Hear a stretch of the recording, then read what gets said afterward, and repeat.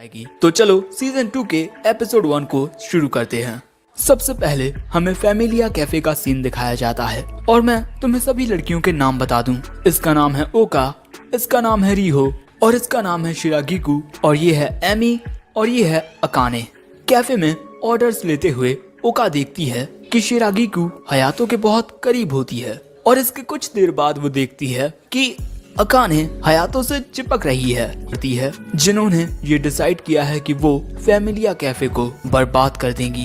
अब इसके बाद रात के वक्त ओका सभी लड़कियों से कहती है, मैं तुम सभी से एक जरूरी बात करना चाहती हूँ क्योंकि इस वक्त हयातो घर के बाहर है।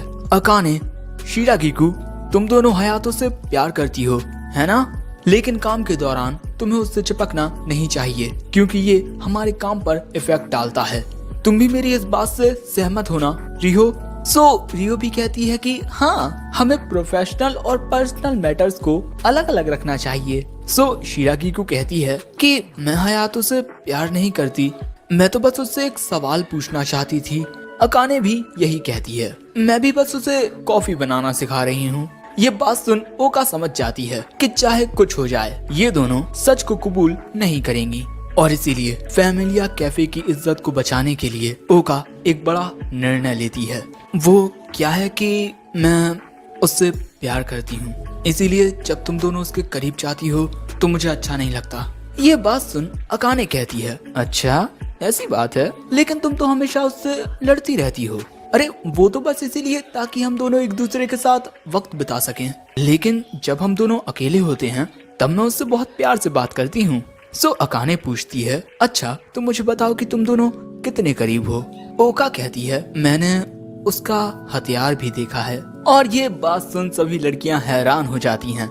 एमी कहती है कि ये अच्छा नहीं है, मैं हयातो के हथियार के साथ लड़ना चाहती हूँ। लेकिन तभी अकाने ओका के पास जाकर कहती है कि देखने के अलावा क्या तुमने कुछ और भी किया है?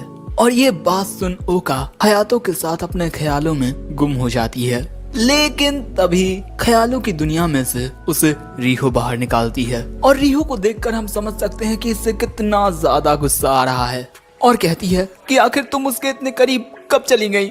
मुझे तो पता ही नहीं चला। अरे मैं भी उससे प्यार करती हूँ।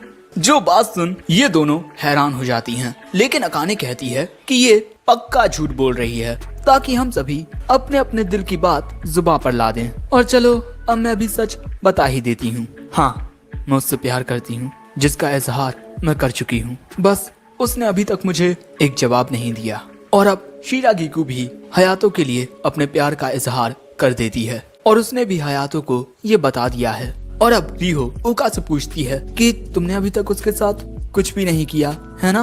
वो कहती है हाँ। और अब रिहो भी ये बात मान लेती है कि वो भी हयातो से प्यार करती है और उसने मजाकिया रूप में हयातो को प्रपोज भी किया था। यानी कि ये तीनों लड़कियां हयातो से बेइंतहा मोहब्बत करती हैं और हार मानने के मूड में तो कोई भी नहीं होती। लेकिन तभी एमी भी कहती है कि मैं भी हयाची से प्यार करती हूँ। अब ओका कहती है कि अरे मैं तो झूठ बोल रही थी, मैं उससे कोई प्यार नहीं करती। और उसके ये कहते ही वहाँ पर हयातो आ जाता है शॉपिंग करके। अरे इतना शोर शराबा क्यों हो रहा है? एमी कहती है, हम तुम्हारे हथियार के बारे में बात कर रहे थे। जो बात सुन हयातो कहता है, आखिर एमी जो कह रही है क्या वो सच है? और अब सारी लड़कियां सारा का सारा इल्जाम ओका पर डाल देती हैं और अब हयातो ओका पर गुस्सा करने लगता है। ओका कहती है, मुझे इस तरीके से मत देखो हयातो, अगले दिन कैफे की छुट्टी होती है, इसीलिए एमी हयातो से कहती है कि चलो गेम खेलते हैं। हयातो गेम खेलने के लिए तैयार हो जाता है, लेकिन जब वो उसके क्लोजेट में गेम उठाने के लिए जाता है तब अचानक ही घबरा जाता है क्योंकि उसके क्लोजेट में काफी अजीबोगरीब मास्क थे। इसके बाद ये दोनों गेम खेलना शुरू कर देते हैं और गेम में एमी काफी आसानी से हयातो को हरा देती है, जिससे हयातो को बिल्कुल भी अच्छा नहीं लगता और वो एमी से कहता है, चलो एक और राउंड खेलते हैं। एमी कहती है, कमजोर हमेशा इसी तरीके से चिल्लाते हैं। वहीं दूसरी ओर एक लंबे वक्त के बाद ओका अपने घर आती है अपनी बहन को बताने के लिए कि हयातो से सारी की सारी लड़कियां प्यार करने लगी हैं। कीका कहती है, तो इसमें दिक्कत क्या है? हयातो थोड़ी किसी से प्यार करता है। ओका कहती है कि शायद से आज नहीं, लेकिन बाद में कुछ दिक्कतें आ सकती हैं। कीका कहती है, एक मिनट, कहीं तुम इस वजह से परेशान तो नहीं हो कि बाकी लड़कियां तुमसे आगे निकल गईं। दूसरी ओर हयातो एमी से कई दफा हार चुका था। एमी कहती है, कहीं तुम भाग तो नहीं रहे हयाची? नहीं, मैं बस जरा ताज़ा हवा लेने के लिए जा रहा हूँ। और यहाँ हमें पता चलता है कि हयातो एमी से लगातार 50 बार हार चुका है। दूसरी ओर ओका की बहन उससे कहती है कि तुम भी हयातो को पसंद करने लगी हो, है ना? ओका कहती है कि नहीं, मैं उसे पसंद नहीं करती। कीका कहती है, अरे कुछ तो होगा ऐसा जो तुम उसके बारे में पसंद करती होगी। अब शाम के वक्त ओका वहाँ से आते हुए खुद से चिल्ला कर कहती है, मैं उससे कभी प्यार नहीं करने वाली। और इसके बाद वो घर आ जाती है। घर आते ही एमी उसे बताती है कि बाकी सब अभी तक वापस नहीं आए हैं और इसीलिए उनके आने से पहले ओका मस्त आराम से नहाने का डिसाइड करती है। अपने कपड़े उतारते हुए उसके दिमाग में चल रहा था कि वो हैलोवीन के लिए किस तरह के कॉस्ट्यूम डिजाइन करेगी। लेकिन जैसे ही वो बाथरूम का दरवाजा खोलती है उसे दिखता है हयातो जो नहा रहा था।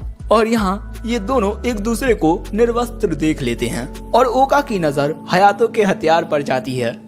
हयातो उससे कहता है, तुम अचानक ही यहाँ क्यों आ गई? और प्लीज जल्दी निकलो यहाँ से। अगले ही पल में ओका बाहर आ जाती है और दरवाजे को बंद कर देती है और इसके बाद किसी सोच में गुम हो जाती है। और इसके बाद हम देखते हैं कि ओका न्यू कॉस्ट्यूम बना रही है, लेकिन वो सही से कंसंट्रेट नहीं कर पा रही। उसके दिमाग में बार बार हयातो आ रहा है। आखिर मैं बार बार उसके बारे में क्यों सोच रही हूँ? लेकिन तभी एमी उसे डिनर के लिए बुलाने आती है। ओका का चेहरा देख एमी पूछती है, अरे तुम्हारा चेहरा लाल क्यों है? तुम्हें बुखार है क्या? ओका कहती है कि नहीं, मैं बिल्कुल ठीक हूँ। इसके बाद एमी बताती है कि इस वक्त मैं एक एंटी हयातो वेपन पर काम कर रही हूँ, द TRI।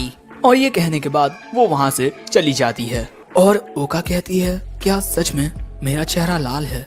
और डिनर के लिए जाते हुए ओका अपनी बहन की कही बात याद करती है कि तुम भी उसे पसंद करती हो।